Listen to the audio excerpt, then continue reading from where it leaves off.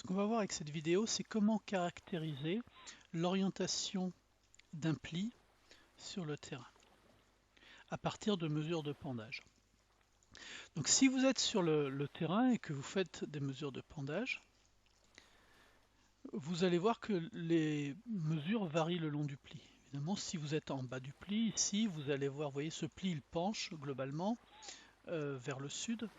Donc quand vous êtes loin des flancs ou quand vous êtes au sommet, vous allez avoir un pendage qui plonge vers le sud. Par contre, lorsque vous avez commencé à monter sur le pli, évidemment avec la pente du pli, vous allez avoir quelque chose qui va être orienté vers le côté du pli. Et nous, ce qu'on va chercher à caractériser pour décrire ce pli, c'est quelle est l'inclinaison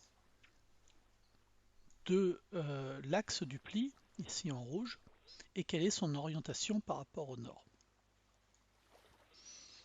Alors en fait, c'est très simple, parce que si l'on regarde toutes ces mesures de pendage, ça se voit mieux si on représente les normales au plan. Donc là, ce que j'ai fait, vous avez les mesures de pendage, et puis j'ai représenté les normales au plan au niveau de ces mesures. Si vous représentez les normales au plan, vous voyez qu'elles s'alignent. En direction, en tout cas. Vous pouvez, évidemment, si vous avez pris une mesure ici, vous avez pris une mesure là, vous avez pris une mesure ici, elles ne s'alignent pas. Mais je vous rappelle que dans le canevas de Wulff, on ramène tout au centre du canevas, donc la position n'a pas d'importance. Donc au niveau des orientations, vous voyez qu'elles s'alignent. Et donc elles sont comprises dans un plan, et le plan qui est en rose ici. Donc ce qu'il suffit de faire, c'est de prendre les différents plans que vous avez mesurés, de dessiner leur normale sur le canevas de Wulff et de faire passer un plan à travers ces normales. Et vous voyez que l'orientation de l'axe du pli est perpendiculaire à ce plan et vous savez très bien dessiner une ligne perpendiculaire à un plan.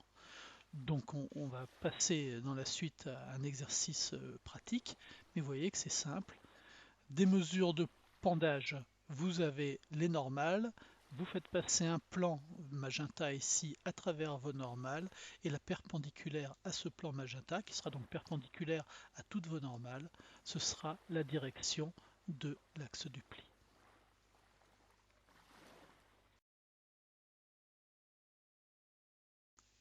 Donc voilà les mesures de pendage de l'exercice que je vous ai donné, avec les valeurs qu'il faut représenter pour trouver les caractéristiques du pli.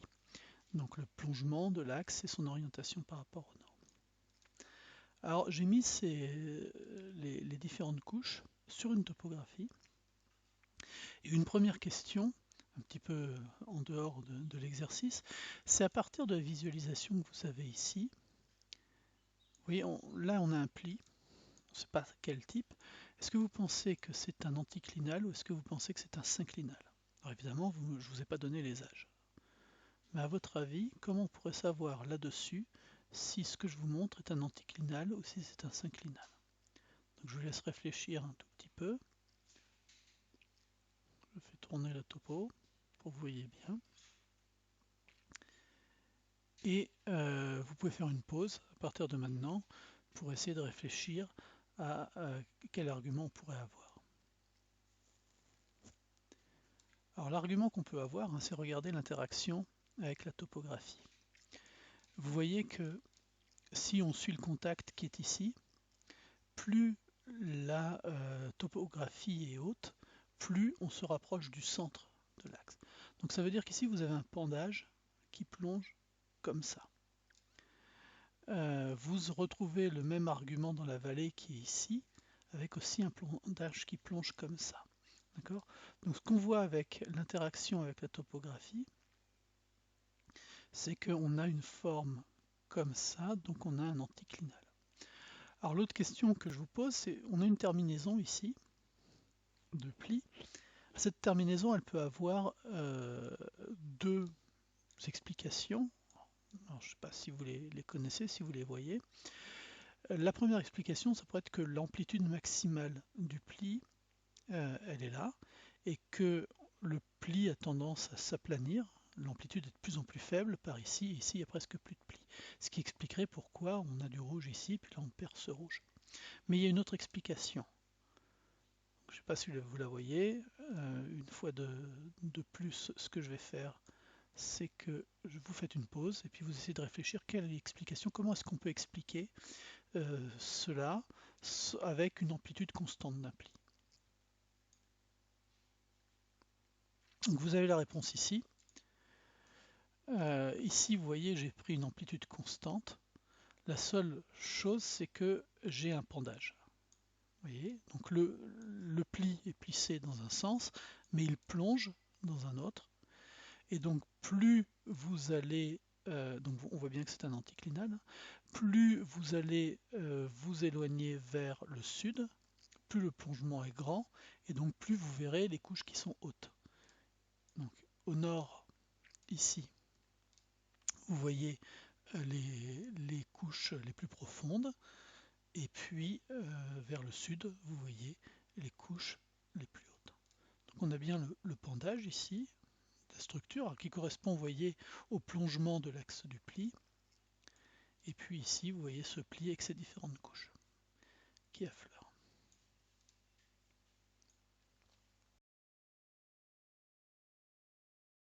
Donc passons désormais à l'exercice. Il va falloir représenter ces différents plans. Donc le premier plan est à nord 141. Donc 141, excusez-moi, j'y vais comme ça. Avec une inclinaison de 18 degrés vers le sud-ouest. Donc c'est un plan qui est avec une inclinaison assez faible, 18 degrés vers le sud-ouest. Alors en fait on s'en fiche un peu des plans parce que vous avez vu ce qui nous intéresse c'est les normales, c'est de faire passer un plan à travers les normales. Donc ce que je vais faire c'est que je vais dessiner directement les normales, je vais même plus dessiner les plans. Donc ce que je vais faire c'est que je vais compter 90 degrés ou alors vous comptez à partir de ça, de ce plan là, vous comptez 18 degrés et vous allez avoir une normale qui va être ici.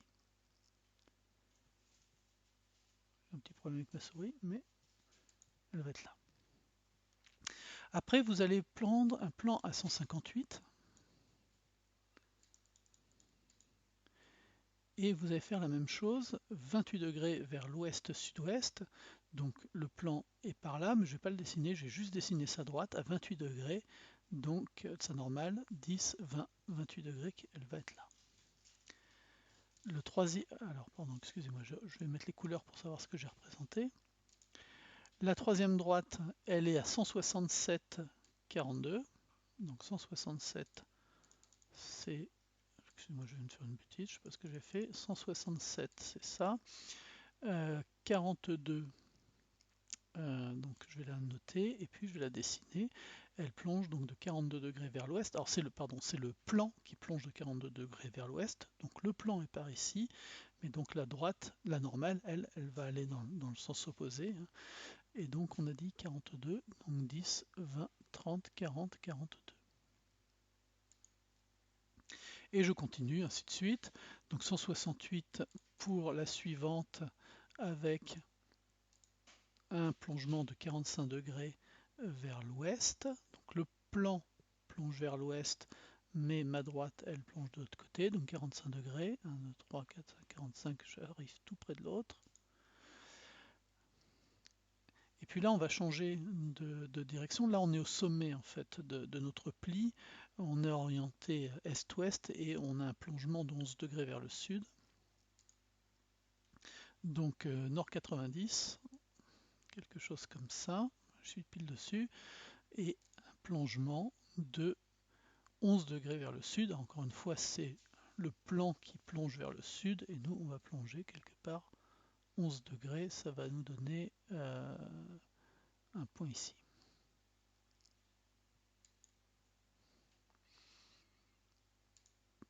Et puis maintenant, nord 12.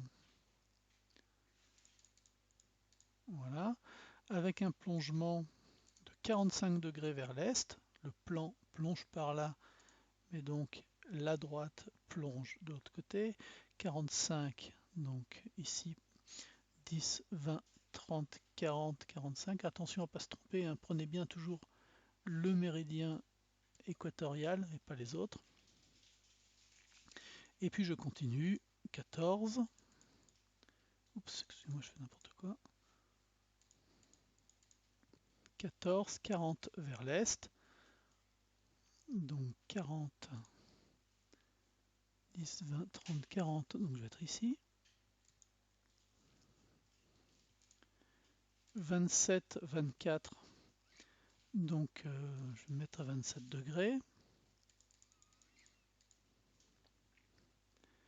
Le plan plonge vers l'est-sud-est, ma droite de l'autre côté, pardon, donc 24 degrés, 10, 20, 24. Et puis le dernier, 63.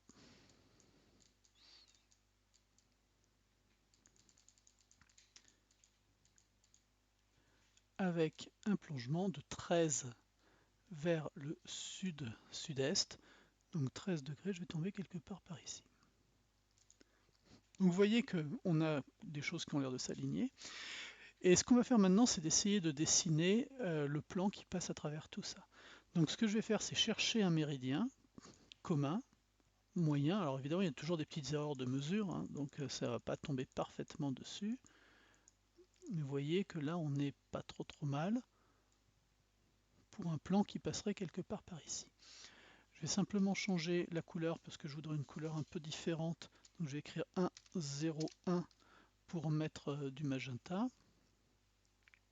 Et je vais dessiner un plan qui va passer quelque part par, je ne sais pas où c'est, ici par exemple, ça a l'air d'être le meilleur. Donc ça, ce que j'ai représenté ici, c'est le plan qui est perpendiculaire à l'axe du pli et qui va passer à travers toutes les normales, comme je vous le montrais dans l'exercice précédent. Et maintenant, ce qu'on va faire, c'est aussi dessiner la droite, sa normale en fait simplement. Donc 10, 20, 30, 40, 50, 60, 70, 80, 90, la normale va être quelque part par ici. Voilà. Une fois que vous avez la normale, vous pouvez très bien caractériser son plongement et sa direction.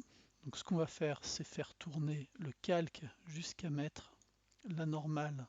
Excusez-moi, je me suis trompé de sens. Jusqu'à mettre la normale, qu'est-ce que je suis en train de faire? Excusez-moi. Jusqu'à mettre la normale au bon endroit. Alors là, j'ai un problème évidemment.